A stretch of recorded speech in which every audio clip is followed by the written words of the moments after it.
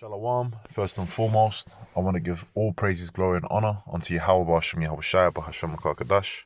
Double honors to the apostles and others, a great Muslim of well, and shalom to the elect that are growing in faith in these last days, man. And pretty much wanted to get into it, with the whole talk that Esau's been doing, more and more in the media regarding, the so-called UFOs, which are the chariots in the scriptures, the vehicles that the angels and the Lord, traveling is the Lord's coming in, It's pretty much, man, it's a sign of the time that we're in. It's a sign that the Lord's, he's coming, because there's always been people seeing these chariots, and, in all kind of times throughout history, in certain battles and all kinds of things. And, ultimately the Lord is coming in a huge so-called UFO, for you to understand. The fathership. And the angels with him too, man. And they're going to be in different ships and all that. And pretty much anyone on this side that joins the military, trusting Esau's military, particularly what this message is going out to you Israelites, you so-called Negroes, Hispanics, and Native Americans, and anyone else that descends back to the man called Jacob. You tribes that are trusting in Esau and his military are going to be crushed along with Esau's military, man. All right, and I'm going to read the scripture. This is Isaiah 31 verse 3. Now the Egyptians are men.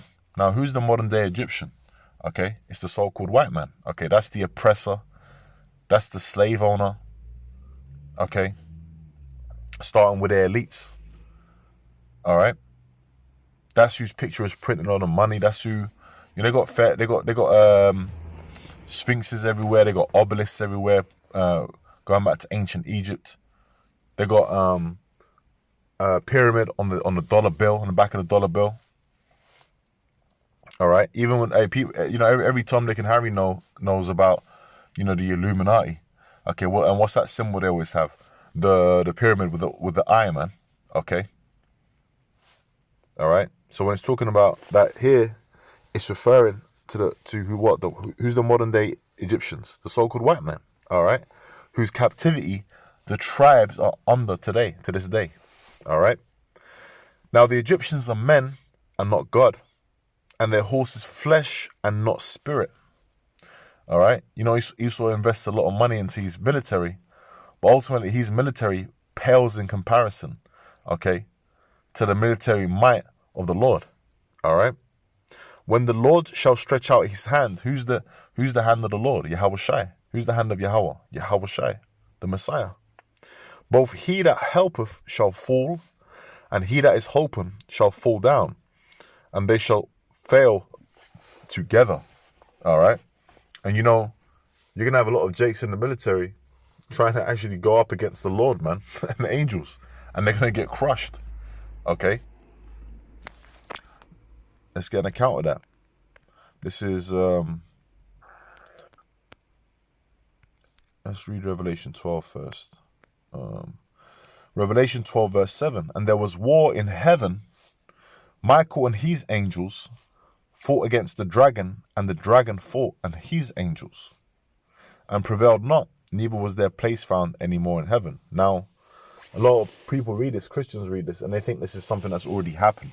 They think that this is some kind of, some dogma where, they were fighting against the Satan, and he got cast out of heaven and all this kind of. No, that's not what it's talking about here, man. This prophecy is talking about, that's all BS. Satan works for the Most High. You can read that in Job 1 and 2. All right. Revelation 12 and 7. It says, and there was war in heaven. Michael and his angels fought against the dragon. Which Michael is an archangel. And his angels fought against the dragon, and the dragon fought on his angels. And the dragon represents what? The modern day dragon is a modern day Roman Empire. The beast. Which is Esau's might, his power structure. And prevailed not, neither was their place found any more in heaven. So they didn't prevail against Okay, they didn't prevail against Michael and the angels, man. Okay, because Yahushua is coming back with Michael. Let's read that in Daniel's 12 and 1. Daniel's 12 and 1. And at that time shall Michael stand up, the great prince which standeth for the children of thy people. And there shall be a time of trouble, such as never was since there was a nation, even to that same time. And at that time thy people shall be delivered, every one that shall be found written in the book. Okay, so the Lord's bringing Michael, man, which the name Michael means he is as the power. Okay? And what does the scripture say regarding the Lord? Let's get it. Exodus 15:3. The Lord is a man of war. The Lord is his name. Yahweh is his name. So he is as the power, man. What do you think the Lord's coming to bring? Okay? You think he's coming to hand out daffodils? You think that's what the Messiah is coming back to do? Let's read what the Messiah is coming back to do. Revelation 19, verse 11. And by the way, the name of the Messiah, okay, the Hamashiach, the anointed, is Yahushua. That's his name. That's his true name. That's how you call upon him. Revelation chapter 19, verse 11. And I saw heaven opened, and behold, a white horse. What's that represent? It represents the chariot, okay, the so-called UFO, the giant UFO the Lord's coming back in. Okay, white representing what? Purity, and horse representing power. And I'm going to say something about horses, because I was meditating on this, man. See, you know, a horse represents power. I've always read that. I've looked it up. The apostles and elders have taught me that. Okay, when I've listened to these lessons and I've learned. Okay, and now I'm passing on that truth and teaching it. You know, I was recently around some horses, man. Okay, and I was kind of had an opportunity to pet some horses, and horses, man, they are powerful creatures. You know, we always give that example of like a car has what? A car engine, they measure it by brake horsepower, okay? Because what's the original, car? What, the cart and wheel, okay? A carriage being pulled by a horse. Horses are powerful creatures, man, all right?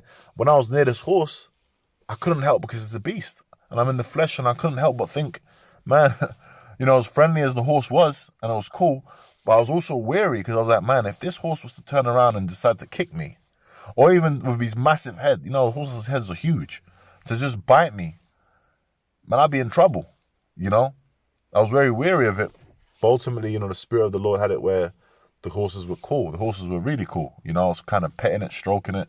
They were walking with me and all that. And but it gave me an insight, a first-hand experience, because I've been around a horse when I was really young, but I don't really remember it. And, I really got to take that experience in. And I'll tell you, man, horses, yeah, power. All right. Anyway, and he that sat upon him was called faithful and true, and in righteousness he doth judge and make war. That's talking about Yahushua, the returning, man. That's what it's coming to do. All right. So you got Jakes out there talking about the military. You join the military. What are you doing? Okay. You joining the beast and his military. Esau, okay, he's sending out troops. I remember watching Good Will Hunting recently, right? And in that movie, Matt Damon's character is talking about they're trying to recruit him to the NSA, the National Security Agency. They're trying to recruit him, and he's like, he turns it down, but he turns it down in fashion, man. So he says, basically, look, it ain't going to be them politicians sending their kids. They're going to be doing a little tour in the National Guard, but they're going to be sending my mate, and he's going to be getting shrapnel in his ass, okay? Doing tours in Iraq and all that so that we can get a cheaper oil price. Basically, they kind of expose that stuff in the movie. So really, man, you Jakes, you boneheaded dumbos, man, you got no sense. And you always had that. You had Jake in the military before, okay? Now you have those members of the elect that come out of that, man, okay? And that's a beautiful thing, all right? But you got Jakes that are going to actually try and fight against, they're going to be in Esau's army, man, okay? Fighting these wars. Well, this is what the scriptures have to say about that war in heaven. This is 2nd Ezra 13, and I want to get to the point with this. I'm going to get straight to the point. I'm going to read it from I want to power through this from verse 2. And lo, there arose a wind from the sea that it moved all the waves thereof. And I beheld, and lo, that man, talking about Yahushua, waxed strong with the thousands of heaven. Talking about the angels, Revelation 1:7. And when he turned his countenance to look, all the things trembled that were seen under him. And whensoever the voice went out of his mouth, all they burned that heard his voice, like as the earth faileth when it feeleth the fire. Because the Lord's bringing that concentrated fire. Isaiah 66:15. He's bringing that fire. Okay? The two ways the Lord's bringing the fire is you're going to have the fire from the thermonuclear destruction. Okay? The Lord's going to be making sure that the nukes hit, man. Okay? Yahweh Bash Miel Shai. And the Lord's also bringing the lasers, that concentrated fire from the ships.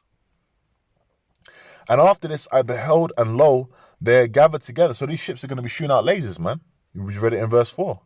And after this, I beheld, and lo, there was gathered together a multitude of men out of number from the four winds of heaven to subdue the man that came out of the sea. That's the remaining armies of Esau.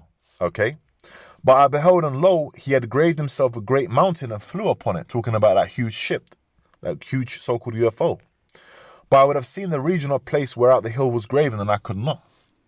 And after this I beheld, and lo, all they which were gathered together to subdue him were sore afraid, and yet durst fight. They're going to be shaking in their boots, but the Lord's going to make it where they're going to have to fight. And lo, as he saw the violence of the multitude that came, he neither lifted up his hand, nor held sword, nor any instrument of war. But only I saw that he sent out of his mouth as it had been a blast of fire, and out of his lips a flaming breath, and out of his tongue he cast out sparks and tempests. When the Lord gives a go-ahead, man, it's just going to be destruction, man. Pure, pew, lasers just shooting these things out of the sky like it's nothing. And they were all mixed together, the blast of fire, the flaming breath, and the great tempest, and fell with violence upon the multitude which was prepared to fight, and burned them up everyone, so that upon a sudden of an innumerable multitude, which is the army, nothing was to be perceived, but only dust and smell of smoke. When I saw this, I was afraid. So Ezra saw this vision, man, okay, of this complete destruction. So you military jakes, okay, that trust in Esau, trust in his military might, you know, the greatest army ever seen, all of that. Man, Esau's military is a joke, okay? And now all these different nations, all right, you know, America's military is a joke, which is, when I say it's a joke, hey, it's one of the most powerful, if not the most powerful on the earth, okay?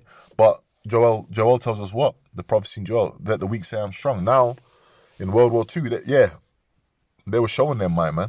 Okay? That's why they're a superpower. Okay? You had the Manhattan Project. Okay?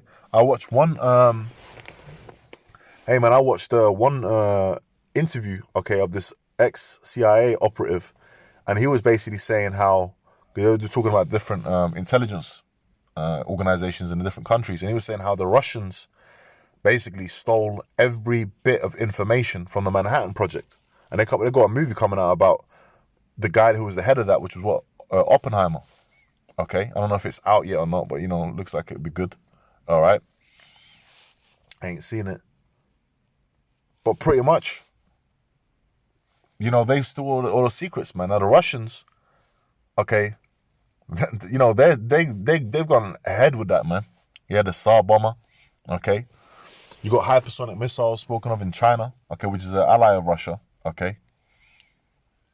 Okay, China's kind of, you know, is a threat to America too, all right? You got these BRICS nations. So it's not looking too good for America, but ultimately, even after America's destroyed, Esau's going to try and throw all these different armies, all these different places are going to try and come up against the Lord, and the Lord's going to destroy them all, okay? No military might, okay? Think about Pharaoh in Egypt with his chariots, man. Became nothing. Okay? So the Lord's going to show his power again. And that's what's coming to anyone that trusts in Esau, okay, and his ways and his power, man. It's going to be crushed. So that's what's coming to this devil. So, hey, you know, it was just a quick lesson, man, and Lord willing, it was edifying in the spirit and power of Yahweh Shai Bahasham Rakakadash. With that, man, I'm going to say shalom. Shalom to the elect.